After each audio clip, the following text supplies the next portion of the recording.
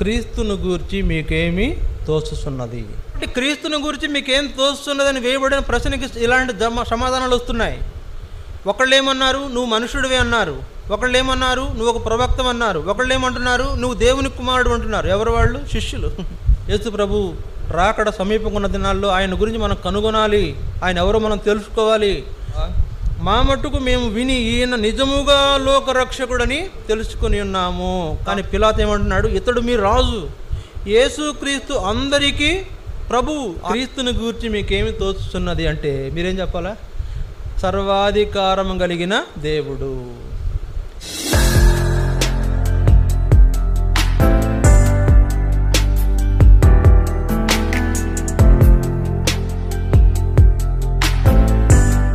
చూడండి, దేవుని వాక్యంలో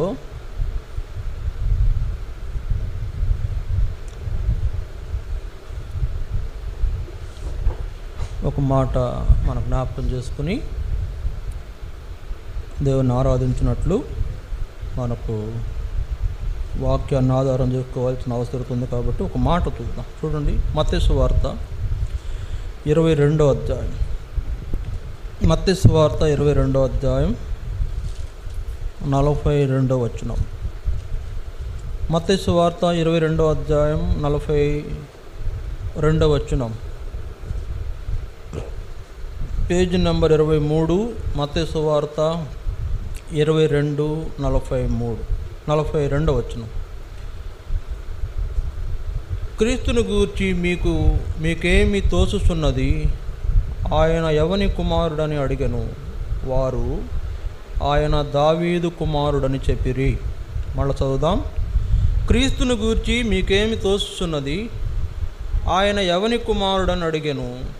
వారు ఆయన దావీదు కుమారుడని చెప్పిరి. రెండవదిగా ఫిలిప్పీ పత్రిక 2వ అధ్యాయం. ఫిలిప్పీ పత్రిక 2వ అధ్యాయం 9, 10, 11 వచనాలు ఉన్నాయి. చదువుకుందాం, అందరం కలిసి చదువుదాం. ఫిలిప్పీ 2వ అధ్యాయం 9, 10, 11 వచనాలు. Page number 179. ఫిలిప్పీ 2వ అధ్యాయం 9, 10, 11 వచనాలు. అందుచేతను పరలోకమందున్న వారిలో కానీ, భూమి మీద ఉన్నవారిలో కానీ, భూమి క్రింద ఉన్నవారిలో కానీ ప్రతివాని మోకాలును యేసు నామమున వంగునట్లును, ప్రతివాని నాలుకయు తండ్రి అయిన దేవుని మహిమార్థమై యేసుక్రీస్తు ప్రభువని ఒప్పుకున్నట్లును, దేవుడు ఆయనను అధికముగా హెచ్చించి ప్రతి నామమునకు పైనామమును ఆయనకు అనుగ్రహించను. ఈ మాటల ద్వారా దేవుడు మనతో మాట్లాడినట్లు చిన్న ప్రార్థన చేద్దాం. మోకరించండి.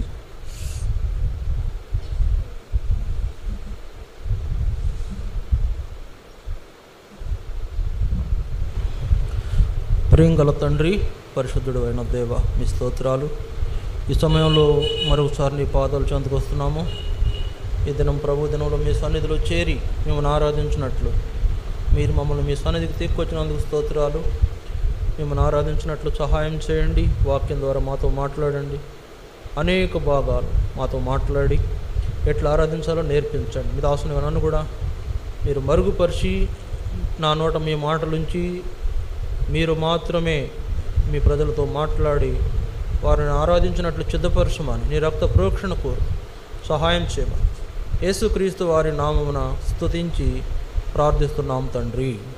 ఆమేన్.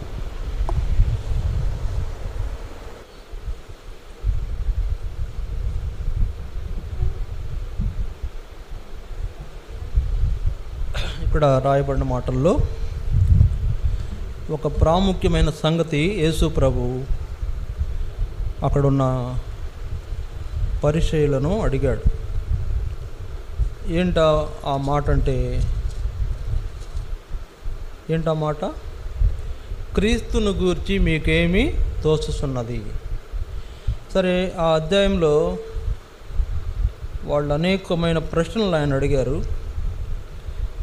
వాళ్ళు చాలా ప్రశ్నలు అడిగారు. అన్ని ప్రశ్నలకు యేసు ప్రభు సమాధానం చెప్పాడు. ఇప్పుడు వాళ్ళ ప్రశ్నలు అడిగిన తర్వాత, వాళ్ళు అడగడం అయిపోయిన తర్వాత ఈయన ఒక ప్రశ్న వేశాడు.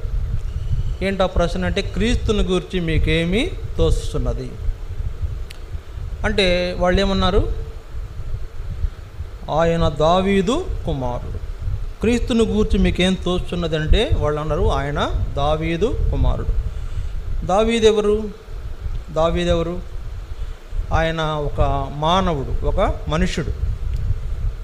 అందువల్ల యేసుప్రభు అంటున్నాడు 43వ వచనంలో, అందుకు ఆయన, అలాగైతే నేను నీ శత్రువులను నీ పాదముల కింద ఉంచు వరకు నీవు నా కుడి పార్శ్వమున కూర్చుండుమని ప్రభువు నా ప్రభువుతో చెప్పాను అని దావీదు ఆయనను ప్రభు అని ఆత్మ వలన ఎలా చెప్పుచున్నాడు. నేను ఎలా చెప్తున్నాడు? ఒకవేళ నేను దావీదు కుమారుడినైతే మరి ఆయన ఆత్మ వలన మాట్లాడుతున్నాడు కదా. ఏమని మాట్లాడుతున్నాడు? నేను నీ శత్రువులను నీ పాదముల క్రింద ఉంచు వరకు నీవు నా కుడిపార్శ్వమున కూర్చుండమని ప్రభువు నా ప్రభువుతో చెప్పాను. కనుక యేసు ప్రభువుని గురించి మాట్లాడుతూ దావీదు ఏమన్నాడంటే, దేవుడు చెప్తున్నాడంట యేసు ప్రభువుతో ఏమని, నువ్వు నా కుడిపార్శ్వమున కూర్చో అని ప్రభువు నా ప్రభువుతో చెప్పాను. కనుక ప్రభు అంటే ఎవరు? దేవుడు కదా. ప్రభు అంటే ఎవరు? దేవుడు. ఇప్పుడు యేసు ప్రభువు కూడా ఇక్కడ ప్రభువు అని పిలువబడుతున్నాడు. ప్రభువు నా ప్రభువుతో చెప్పాను అంటే దేవుడు యేసు ప్రభువుతో చెప్పాను అని అక్కడ దావీదు మాట్లాడినట్లు యేసు ప్రభు జ్ఞాపకం చేస్తున్నాడు. అంటే వీళ్ళు ఏమన్నారంటే, నేనెవరిని అంటే క్రీస్తుని గురించి మీకేం తోస్తున్నదని ఆయన అడిగితే, ఆయన ఎవని కుమారుడు అని అడిగితే వాళ్ళు ఏమంటున్నారు? ఆయన దావీదు కుమారుడు. దావీదు కూడా ఒక మానవుడే, దావీదు కూడా ఒక మనుషుడే. అందువల్ల ఈ మానవుడితో పోలుస్తున్నాడు యేసు ప్రభువుని మానవుడితో పోలుస్తున్నాడు. ఒక మనుషుడిలాగా చూస్తున్నాడు. మానవుళ్ళు ఒకళ్ళలాగా లెక్క పెడుతున్నాడు దావీదు కుమారుడవు అని. కాబట్టి దావీదు లాంటి వాడు కాదు యేసు ప్రభు. ఆయన ఎవరండి? యేసు ప్రభు ఎవరు? వాస్తవం మనకేమర్థమవుతుంది? మనకేం దోస్తుంది యేసు ప్రభు గురించి? ఎవరు అనుకుంటున్నారు? ఆయన పరుడు కాదు, నరుడు కాదు, లేకపోతే ఆయన మనలాంటి ఒక సాధారణమైన వ్యక్తి కాదు, ఈ లోకంలో అందరిలాంటి వాడు కాదు. మానవుడిగా ఈ లోకానికి వచ్చినా ఆయన అందరిలాంటి వాడు కాదు. దైవ లక్షణాలు కలిగిన వాడు. అందువల్ల ఆయన గురించి వాళ్ళు చాలా తప్పుగా మాట్లాడారు. ఆయన్ని మనుష్యుడిగానే చూస్తున్నారు. ఏముందిలే, నువ్వు కూడా దావీదు లాంటి వాడివే ఒకడివి అని. కాబట్టి అట్లాంటి పరిస్థితి వాళ్లకు ఏర్పడింది. ఏంటంట, ఆయన మనుషుడిగా చూస్తున్నారు కానీ ఆయనలోని దైవత్వాన్ని వాళ్ళు చూడలేదు. కనుక ప్రియులారా, యేసు ప్రభువుకి ఈ సందర్భము మరి కొంచెం ఆశ్చర్యంగా అనిపించింది. వాళ్ళకి ఏం మాట్లాడలేకపోయారు, అది వేరే సంగతులేండి, వాళ్ళు ఏం మాట్లాడలేకపోయారు. అయితే ఇక్కడ ఆ వ్రాయబడిన మాటలను బట్టి మనకేమర్థమవుతుందంటే, వాళ్ళు ఆయన్ని మనుషుడు, నువ్వు కూడా ఒక మనిషివే అన్నట్లు.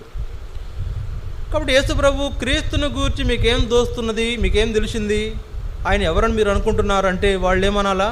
అయ్యా నువ్వు దేవుని కుమారుడు, లేకపోతే దైవత్వము కలిగిన దైవాంశ సంభూతుడివి అని అంటే బాగుండేది.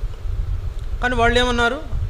నువ్వు దావీదు కుమారుడివే కదా, దావీదు మాలాంటి వాడే, మా పితరుడు, ఆయన సంతానంలో నువ్వు కూడా ఒకడివి అన్నట్లు మాట్లాడుతున్నారు. అంటే ఆయనను సరిగ్గా వాళ్ళు అర్థం చేసుకోలేదు. ఆయనను గ్రహించి యేసుప్రభు ఏం చేశాడు? ఇక ఆయన మాట్లాడిన మాటలకు ఇక ఎవ్వరు మాట్లాడలేరు, ఎదురు చెప్పలేకపోయారంట. అందుకే 46వ వచనంలో రాయబడింది, ఎవడును మాట చెప్పలేకపోయాను, మరియు ఆ దినము నుండి ఎవడును ఆయనను ఒక ప్రశ్నయు అడుగా తెగింపలేదు. కనుక ఆయన సరిగ్గా అర్థం చేసుకోలేదు. చూడండి ప్రియులారా, మొట్టమొదటిగా మనం జ్ఞాపకం చేసుకుంటున్న ఈ సంగతి, కొందరిని ఆయన అడిగాడు, నేను ఎవరినని మీరు అనుకుంటున్నారు అంటే వాళ్ళు ఏమన్నారు? నువ్వు కూడా ఒక మనుషుడివే అన్నట్లు. నువ్వు కూడా ఒక మనుషుడివే కదా, మాలాంటి వాడివే. కనుక ఆయన్ని మనుషులతో పోల్చారు. కాబట్టి దేవుడు ఆయనను హెచ్చించి అన్ని నామముల కంటే పైనామం ఇచ్చిన యేసుక్రీస్తు ప్రభువుని వాళ్ళు ఏం చేస్తున్నారు? మనిషిగా చూస్తున్నారు. కనుక ఇలాంటి పరిస్థితి అక్కడ మనకు జ్ఞాపకం చేయబడుతుంది. వాళ్ళు పరిసయ్యులు యేసు ప్రభువుని మనిషిగానే చూశారు. అయితే యేసు ప్రభు శిష్యులైన వాళ్ళని ఒక సందర్భంలో ఒక ప్రశ్న వేశాడు. చూడండి, అదే మత్తయి సువార్త 16వ అధ్యాయం మత్తయి సువార్త 16 ఒక ప్రశ్న యేసు ప్రభు వాళ్ళని వేశాడు. 13 వచనం 16-13. యేసు ఫిలిప్పుదైన కైసరయ ప్రాంతములకు వచ్చి మనుష్య కుమారుడెవడని జనులు చెప్పుకొనుచున్నారని తన శిష్యులను అడుగగా. 13 వచనంలో ఏమంటున్నాడు ఇక్కడ? యేసు ప్రభు ఏమంటున్నాడు? మనుష్య కుమారుడెవడని జనులు చెప్పుకుంటున్నారు. పరిసయ్యులేమో ఆయన మనుషుడే, మనలాంటి మనుషుడే అన్నట్లు తేల్చారు, అంటే మాట్లాడుకుంటున్నారు. ఇక్కడ 16వ అధ్యాయం 13వ వచనంలో మనుష్య కుమారుడు ఎవరని జనులు చెప్పుకుంటున్నారంటే యేసు ప్రభు అడిగితే శిష్యులు అంటున్నారు. 14వ వచనంలో ఏమంటున్నారు? వారు కొందరు ఏలియా బాప్తిస్మం ఇచ్చే యోహాననియు, కొందరు ఏలియా అనియు, కొందరు ఇర్మియా అనియు, లేక ప్రవక్తలలో ఒకడనియు చెప్పుకొనుచున్నారని. అంటే వీళ్ళు ఏమనుకుంటున్నారు? వీళ్ళ సంగతి ఏంటంటే వీళ్ళు ఏమనుకుంటున్నారు? ఆయన బాప్తిస్మం ఇచ్చే యోహాను అయి ఉండొచ్చు, లేకపోతే ఏలియా అయి ఉండొచ్చు, లేకపోతే ఇర్మియా అయి ఉండొచ్చు, లేకపోతే ప్రవక్తల్లో ఒకడండి, ఆయన ప్రవక్త. ఇప్పుడు వాళ్ళందరూ ప్రవక్తలే కదా. బాప్తిస్మం ఇచ్చే యోహాను ప్రవక్తే, ఏలియా ప్రవక్తే, ఇర్మియా కూడా ప్రవక్తే. వీళ్ళు ఏమనుకుంటున్నారంటే ఆయన ఒక ప్రవక్త. పరిచయులు ఏమన్నారు? ఆయన ఒక మనుషుడు. వీళ్ళు ఏమంటున్నారు? ఆయన ఒక ప్రవక్త. యేసు ప్రభువుని గురించి ఆయన ఒక ప్రవక్త, ప్రవక్తల్లో ఒకడు, అంతే, ప్రవక్త. కాబట్టి అక్కడ ఉన్నటువంటి ఆ జనులు చెప్పుకుంటున్నారంట ఆయన ఒక ప్రవక్త అని చెప్పుకుంటున్నారు ప్రభువా అని శిష్యులే చెప్పారు యేసు ప్రభుకి. కనుక ఆ జనులకు యేసు ప్రభు అర్థం కాల. ఆయన కొంచెం ఇంకో వాళ్ళకంటే వీళ్ళు బెటరు. ఎవరికంటే పరిచయుల కంటే వీళ్ళు కొంచెం బెటరు. ఏమని ఆలోచించారు? ఆయన ఒక ప్రవక్త, ఆయన బాగా ప్రవచనాలు చెప్తాడు, ఆయన బాగా వాక్యం బోధిస్తాడు, ఆయన చెప్పినవన్నీ జరుగుతున్నాయి, కనుక ఆయన ఒక ప్రవక్త అని చెప్పుకుంటున్నారని ఆ సందర్భం వాళ్ళకి వాళ్ళు యేసు ప్రభు చెప్పినప్పుడు యేసు ప్రభు మళ్ళీ ఇంకో ప్రశ్న వేశాడు 15వ వచనంలో. అందుకు ఆయన, చూడండి, అందుకు ఆయన మీరైతే నేను ఎవడనని చెప్పుకొనుచున్నారని వారిని అడిగాను. ఏమన్నాడు? మీరైతే నేను ఎవరనుకుంటున్నారని అడిగాడు యేసు ప్రభు. ఎవరిని అడిగాడు? శిష్యులను అడిగాడు. శిష్యులు ఏం చెప్తున్నారు? 16వ వచనం. అందుకు సీమోను పేతురు, నీవు సజీవుడకు దేవుని కుమారుడైన క్రీస్తు అని చెప్పాను. నీవు సజీవుడకు దేవుని కుమారుడైన క్రీస్తు. శిష్యులలో వచ్చిన ఇది ఈ అవగాహన ఏంటి చెప్పండి? ఆయన దేవుని కుమారుడు.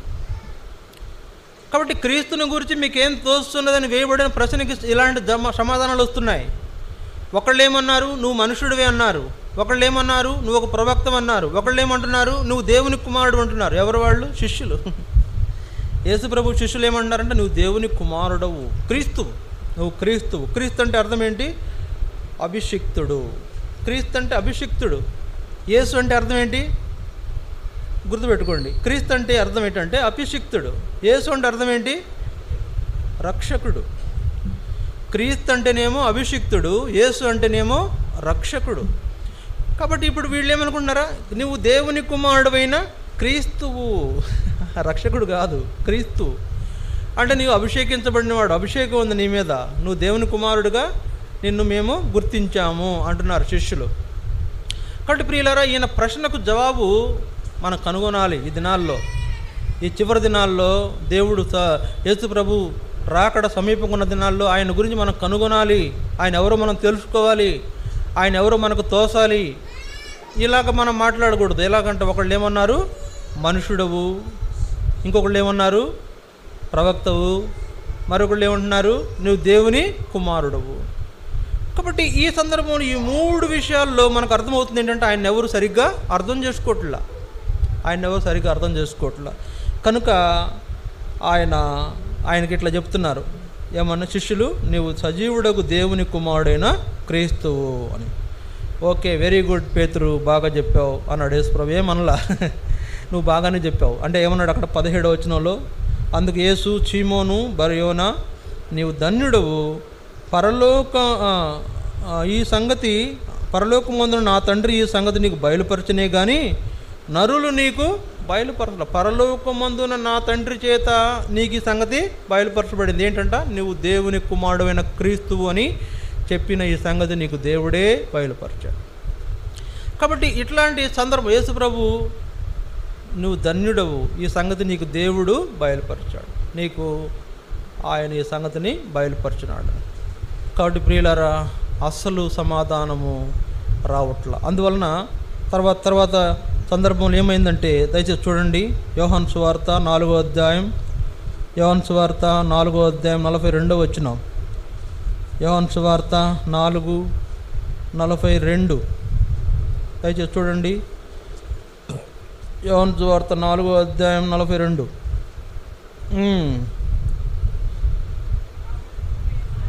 మా మట్టుకు 41, 42 చూడండి. ఆయన మాటలు వినినందున ఇంకను అనేకులు నమ్మి ఆ స్త్రీని చూసి, ఇక మీదట నీవు చెప్పిన మాటను బట్టి కాక మా మట్టుకు మేము విని ఈయన నిజముగా లోకరక్షకుడని తెలుసుకొని ఉన్నాము. కాస్త మారింది. ఏంటది?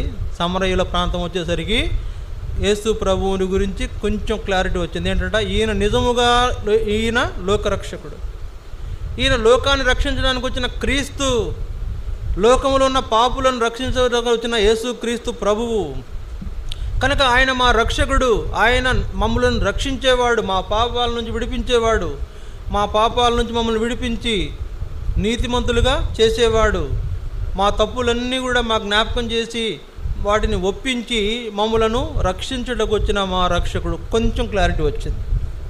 అంటే ఈయన రక్షకుడని వాళ్ళు గుర్తించారు. ఎవరు గుర్తించారు? సమరయులు. ఎవరి సమరయులు? మనమే. మనం ఆ సమరయులకు చూసినగా ఉంటున్నాం. యేసు ప్రభు వేసిన ప్రశ్నల్లో పరిసయ్యులు ఎవరో కాదు, యెరూషలేములో ఉండే ఒక ముఖ్యమైన నాయకులు. తర్వాత జనులు ఎవరో కాదు, యెరూషలేము యూదయ ప్రజలు. తర్వాత మూడోది శిష్యులు ఎవరో కాదు, ఆయన వెంబడించే వాళ్ళే.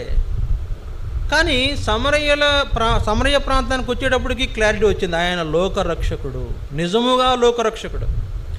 కనుక అనేకులు రక్షకులుగా అవతరించి ఉండొచ్చు, అనేకులు రక్షకులుగా పిలువబడవచ్చు. కానీ నిజమైన రక్షకుడు ఎవరంట? యేసు ప్రభువే. నిజమైన రక్షకుడు యేసు ప్రభువే. ఆయన ఎలాంటివాడు?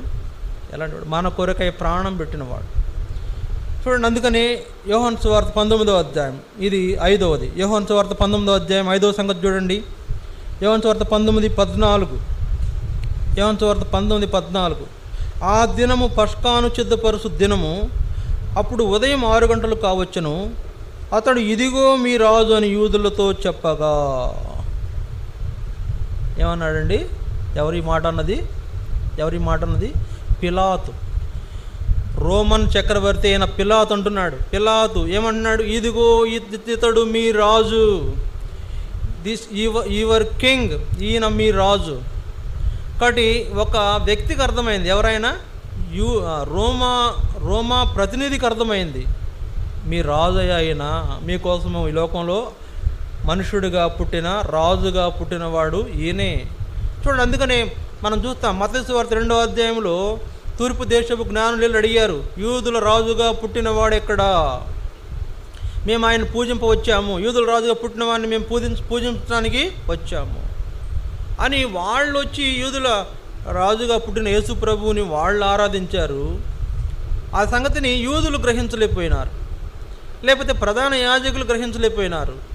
కానీ ఎవరు గ్రహించారు? ఇక్కడ రోమా ప్రతినిధి గ్రహించాడు. రోమా అధిపతి గ్రహించి, ఇదిగో మీ రాజు, ఇతడు మీ రాజు అని ఆయన వాళ్ళకు పరిచయం చేస్తున్నాడు. ఇది రాజు, మీ రాజు అనంటే వాళ్ళు ఏమన్నారు? 15వ వచనం, అందుకు వారు ఇతన్ని సంహరించుము, చిలువ వేయము అని కేకలు వేసిరి. పిలాతు మీ రాజును చిలువ వేయుదునా అని వారిని అడుగగా ప్రధాన యాజకులు, కైసరు తప్ప మాకు వేరొక రాజు లేడనిరి. మాకు కైసరే మా రాజు, అంటే సీజర్ చక్రవర్తి మా రాజు. కాబట్టి ఇలాంటి పరిస్థితుల్లో అక్కడ ఉన్నటువంటి ప్రజలు యేసు ప్రభువుని అర్థం చేసుకోకుండా ఆయన మా రాజు కాదన్నారు. కానీ పిలాతు ఏమంటున్నాడు? ఇతడు మీ రాజు.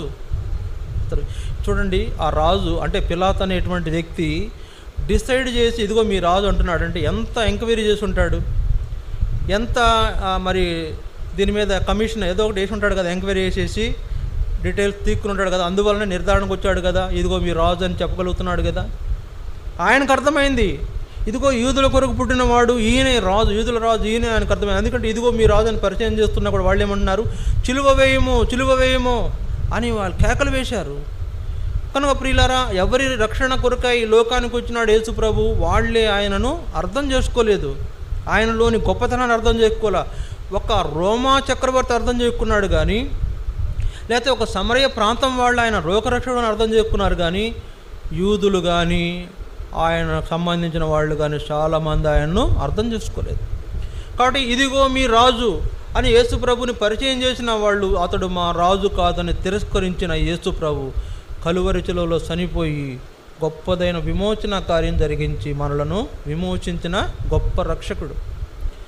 ఆయన మన రాజు, ఆయన మన రాజు కనుక ఆ రాజుని మనం గుర్తించామా? ఒక రోమా ప్రతినిధి గుర్తించాడు, ఒక రోమా ప్రభుత్వానికి సంబంధించిన వాడు గుర్తించాడు. కానీ ఆయన ప్రజలమైన మనము ఆయన గుర్తించలేకపోతే ఆయన గురించి నా క్రీస్తుని గురించి మీకేం తోస్తున్నది అనే దానికి మనకు ఆన్సర్ ఎక్కడ వస్తుందా? క్రీస్తుని గురించి మనకేం దోసాలా? సమరీలు ఏం చెప్పారు? ఆయన లోకరక్షకుడు, లోకాన్ని రక్షించడానికి వచ్చాడు. మనం ఏం చెప్పాలా? మా రక్షకుడు అని చెప్పాలి. కాబట్టి ఇక్కడ ఐదో సంగతి ఏంటంటే, ఆ పిల్లాడు అంటున్నాడు, ఇదిగో ఇతడు, ఇదిగో మీ రాజు, ఇదిగో ఈయన మీ రాజును చిలువ వేస్తానా? అరే ఏందయ్యా, ఏం మాట్లాడుతున్నారు మీరు? మీ రాజును చిలువ వేయడం ఏంటి? ఆయనకున్న అవగాహన వీళ్ళకు లేకపోయింది కనుక ఆయన ఎవరు అనే దాని గురించిన సందర్భంలో ఐదవదిగా ఒక వ్యక్తి రాజుగా ఆయన చూస్తున్నాడు. ఇది ఐదవది. ఆరో చూడండి, అపోస్తుల కార్యములు 10వ అధ్యాయం. అపోస్తుల కార్యములు 10వ అధ్యాయం 36వ వచనం. అపోస్తుల కార్యములు 10:36. యేసుక్రీస్తు అందరికీ ప్రభు. చూడండి 34, 35, 36 వచనం చూడండి. దేవుడు పక్షపాతి కాడని నిజముగా గ్రహించి ఉన్నాను. ప్రతి జనములోనూ ఆయనకు భయపడి నీతిగా నడుచుకొను వానిని ఆయన అంగీకరించును. యేసుక్రీస్తు అందరికీ ప్రభువు. ఆయన ద్వారా దేవుడు సమాధానకరమైన సువార్తను ప్రకటించి ఇశ్రాయేలీయులకు పంపిన వర్తమానము మీరెరుగుదురు. ఏమంటున్నాడండి పేతురు? ఇక్కడేమంటున్నాడు పేతురు? అక్కడేమన్నాడు పేతురు? నువ్వు దేవుని కుమారుడైన క్రీస్తు అన్నాడు. ఇక్కడేమంటున్నాడు? ఇదిగో ఏమన్నాడు? యేసుక్రీస్తు అందరికీ ప్రభువు. పేతురికి ఇక్కడ అర్థమైంది ఆయన అందరికీ ప్రభు అని. ప్రభు అంటే ఏంటి చెప్పండి? ప్రభు అంటే రాజు అంటే వేరు, ప్రభు అంటే వేరు. రాజు వేరు, ప్రభువు వేరు. ప్రభు అంటే రాజు కంటే పైన, రాజుకి కొంతవరకే. ప్రభు అంటే ఇంకా అత్యున్నతమైనటువంటి వాడు, ఇంకా పై స్థానంలో ఉండేటువంటి వాడు. కాబట్టి ఇక్కడ పేతురు అంటున్నాడు యేసుక్రీస్తు అందరికీ ప్రభువు. ఎవరికి? ఆయనకు భయపడి నడుచుకునే వారందరికీ ప్రభు. ఆయన అంగీకరించేటువంటి వారందరికీ ఆయన ప్రభు. అదే సమయంలో ప్రతి జనమునకు ఆయన ప్రభు. ప్రతి జనమునకు ఆయన ప్రభు. లోకములో ఉన్న ప్రతి మానవుడికి యేసుక్రీస్తు ప్రభు. అక్కడ యేసుక్రీస్తు అందరికీ ప్రభు. ఆయన అంగీకరించిన వారికి, ఆయనకు భయపడే వారికి ఈ సంగతి అర్థమవుతుంది. కాబట్టి యేసుక్రీస్తు అందరికీ ప్రభు. ఇప్పుడు మనం ఆరోది ఏం చూస్తున్నాము? ఆయన మన ప్రభువు. చూడండి, ఆయన ఈ విధంగా దేవుడు పరిచయం చేస్తూ వస్తున్నాడు. క్రీస్తుని గూర్చి మీకేం తోస్తున్నది అంటే, ఆయన మా రక్షకుడు, ఆయన రాజు, మా రాజు, ఆయన మా ప్రభువు. తర్వాత చివరికి ఒక విషయం చూడండి, ఆ విషయం చూసుకొని మనం ఆరాధన చేస్తాం. దయచేసి చూడండి దేవుని వాక్యంలో రోమా 5వ అధ్యాయం 9వ వచనం చూడండి. 9వ వచనం, రోమా 5:9. 9వ అధ్యాయం 5వ వచనం. 9:5. రోమా 9:5. పితరులు వారు శరీరమును బట్టి క్రీస్తు వీరిలో పుట్టెను. ఈయన సర్వాధికారి అయిన దేవుడయ్యుండి నిరంతరము స్తోత్రార్హుడై ఉన్నాడు. ఇప్పుడు ఎవరు చెప్పండి? యేసు ప్రభు సర్వాధికారి అయిన దేవుడు. చూసారా? క్రీస్తుని గూర్చి మీకేమి తోచుతున్నది అంటే మీరేం చెప్పాలా? సర్వాధికారం కలిగిన దేవుడు. క్రీస్తుని గురించి మీకేం దోస్తున్నదని ఆయన ప్రశ్న వేసినప్పుడు మొదటి వాళ్ళు ఏమన్నారు? నువ్వు మనుషుడు అన్నారు. రెండో వాళ్ళు ఏమన్నారు? నువ్వు ప్రవక్త అన్నారు. మూడో వాళ్ళు ఏమన్నారు? నువ్వు దేవుని కుమారుడు అన్నారు.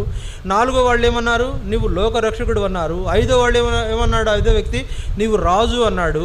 ఆరోది నువ్వు ప్రభువు అన్నాడు. ఏడవది ఆయనే సర్వాధికారి అయిన దేవుడు. ఎవరు ఈ మాట అంటున్నారు? పౌలు.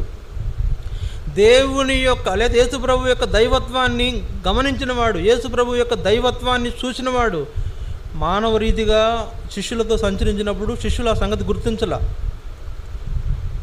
మానవులుగా వాడు జీవించినప్పుడు, మానవుడిగా యేసు ప్రభు వాళ్ళతో కలిసి ఆ వీధుల్లో సంచారం చేసినప్పుడు వాళ్ళకి అర్థం కాల ఆయనలోని ఆ యొక్క దైవత్వం. పౌలు దాన్ని గ్రహించాడు. ఎట్లా గ్రహించాడు? ఆయన యేసు ప్రభు దర్శనాన్ని చూసినప్పుడు ఆ దర్శనం ద్వారా ఆయనకు అర్థమైపోయింది, యేసు ప్రభువే దేవుడు, ఆయన సింహాసనంలో ఉన్నాడు, ఆయన సింహాసనాసీనుడైన దేవుడు, ఆయన సర్వసృష్టికి కర్త, ఆయనే సమస్తమునకు ఆధారభూతుడు, ఆయనను దేవుడు అన్నిటికంటే పైన ఉంచాడు, అన్ని నామముల కంటే పైనామము ఇవ్వబడిన వాడు అని పౌలు అంటున్నాడు. ఆయన సర్వాధికారి అయిన దేవుడు, సర్వాధికారి అయిన దేవుడు. కనుక అక్కడ క్రీస్తుని గూర్చి మీకేమీ తోచుతున్నది అంటే మనం ఏం చెప్పాలి? ఆయన మా దేవుడు, ఆయన మా ప్రభువు, ఆయన మా రాజు, ఆయన మా రక్షకుడు, ఆయన మా కొరకు ఈ లోకంలోకి పంపబడినవాడు, ఆయన మమ్మల్ని రక్షించడానికి వాక్యము చేత సువార్త ప్రకటించి మమ్మల్ని హెచ్చరిక చేయవాడు, ఆయన మాలాగా మనుషుడిగా ఈ లోకానికి వచ్చి మమ్మల్ని మానవత్వం నుంచి దైవత్వానికి మార్చగలిగిన వాడు అని చెప్పగలగాలి. మనం ఇంకా ఎక్కువ అర్థం అవ్వాలి కదా మనకు. ఇప్పుడు పౌలుకు అర్థమైనట్లు మనకి ఇంకా ఎక్కువ అర్థం అవ్వాలి ఆయనలోని గొప్పతనం, లేకపోతే ఆయన గురించి మనకేం దోస్తుందంటే అబ్బా ఆయన గురించి ఏం చెప్తామండి, వర్ణించలేము అని చెప్పగలగాలి. ఏమని వర్ణించగలమని? ఆయన గురించి మేమేమని వర్ణించగలమా? ఆయన మా దేవుడు, ఆయన మా ప్రభువు, ఆయన మా రాజు. కనుక మా రక్షకుడు మమ్మల్ని రక్షించడానికి ఈ లోకానికి వచ్చాడు, మా పాపాలను విడిపించడానికి కలువరి శిలువలో చనిపోయినాడు. అందుకే ఫిలిప్పీ 2వ అధ్యాయం మనం చదివాం. ఏమంటాడు చూడండి, ఫిలిప్పీ 2వ అధ్యాయం, ఫిలిప్పీ 2వ అధ్యాయం 6వ వచనం చూడండి, 6 నుండి. ఆయన దేవుని స్వరూపం కలిగిన వాడయుండి దేవునితో సమానముగా ఉండుట విడిచిపెట్టకూడని భాగ్యమని ఎంచుకొనలేదు, కానీ మనుషుల పోలిక కాబట్టి దాసుని స్వరూపం ధరించుకుని తను తాను రిక్తునిగా చేసుకునేను. మరియు ఆయన ఆకారమందు మనుషుడిగా కనబడి మరణం పొందినంతగా, అనగా శిలువ మరణం పొందినంతగా విధేయత చూపించిన వాడే తను తాను తగ్గించుకున్నాడు. కాబట్టి యేసు ప్రభు మనుషుడిగా ఈ లోకానికి రావడంలో ఉద్దేశం ఏంటంటే మన కొరకు ఆయన చేసిన గొప్పదైన శిలువ కార్యం, మనం రక్షించుట కొరకు.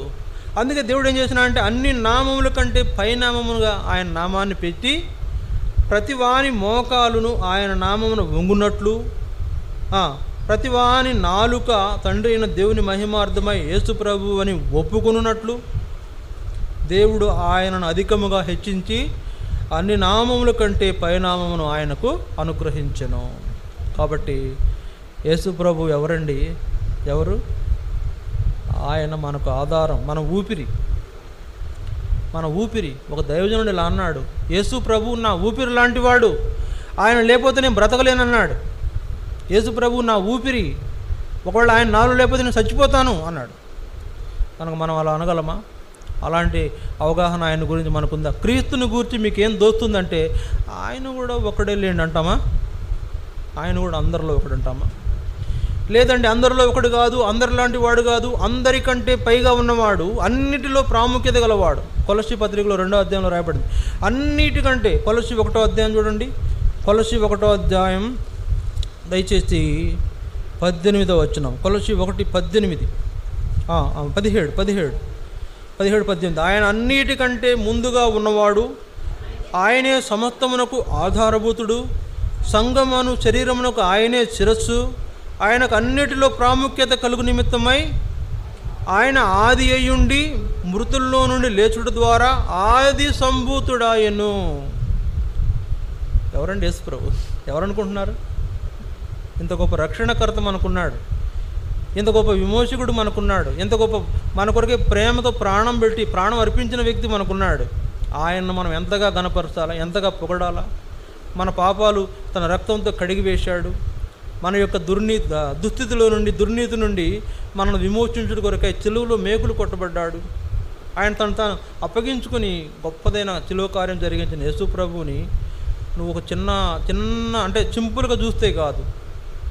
అంటే నా తలంపు ఏంటంటే ఒక రక్షకుడుగానో, ఒక రాజుగానో, ప్రభువుగానో, దేవుడిగా చూస్తే సరిపోదు. ఇంకా అంతకంటే ఆయన స్థాయిని నువ్వు పెంచు, అన్నిటిలో ఆయనకు ప్రాముఖ్యతనివ్వాలి. అలాంటి వారుగా ఏమి పదాలు ఉపయోగిస్తామో తెలియదు కానీ దేవుణ్ణి అత్యున్నతముగా యేసు ప్రభుని మనం ఆరాధించాలి. ఈ వాక్యాన్ని ఆధారం చేసుకుని మనం దేవుణ్ణి ఆరాధిస్తాం. ఒకరి తర్వాత ఒకరు ఆరాధించండి, మోకరించండి, క్లుప్తంగా ఆరాధించండి.